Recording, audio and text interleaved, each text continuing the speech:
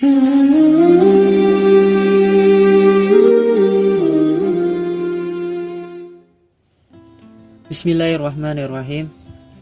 Assalamualaikum warahmatullahi wabarakatuh. Alhamdulillah, kita bersyukur kepada Allah Subhanahu wa taala. Mudah-mudahan semakin hari semakin bertambah iman dan Islam kita kepada Allah Subhanahu wa taala. Dan pada akhirnya menjadikan kita semakin merasakan begitu dekatnya Allah kepada kita semua. Begitu mudahnya juga Allah mengabulkan doa-doa yang kita panjatkan kepadanya. Dan segala yang kita hidup di dunia ini tidak lepas dari kehendak Allah di sana. Maka dimanapun kita melihat, maka di situ wajah Allah yang kita lihat. Allah ingin menunjukkan eksistensinya kepada kita semua. Allah ingin menunjukkan yang hidup di muka bumi ini bahwa dialah zat satu-satunya Rob yang berhak disembah. Dan tidak ada tempat lagi atau tidak ada yang berhak disembah kecuali Allah Subhanahu wa taala.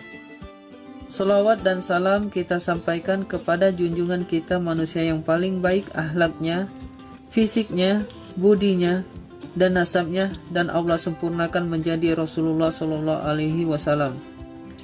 Semoga kita semua dicatat menjadi hamba-hambanya atau umat Rasulullah Shallallahu Alaihi Wasallam yang terus istiqomah di jalan dakwah, di jalan sunnahnya. Baiklah, pada konten kali ini saya akan membuat resep herbal batuk berdahak yang bahan-bahannya terdiri dari serai 3 buah, jeruk nipis, air 300 ml, dan madu. Cara membuatnya sebagai berikut. Pertama, iris 3 buah serai menjadi potongan-potongan kecil. Kemudian seduh dengan air panas.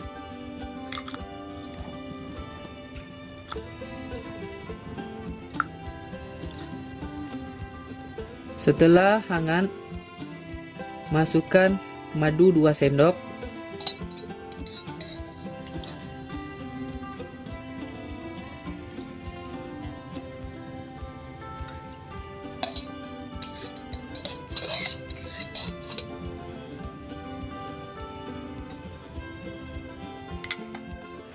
dan perasan jeruk nipis.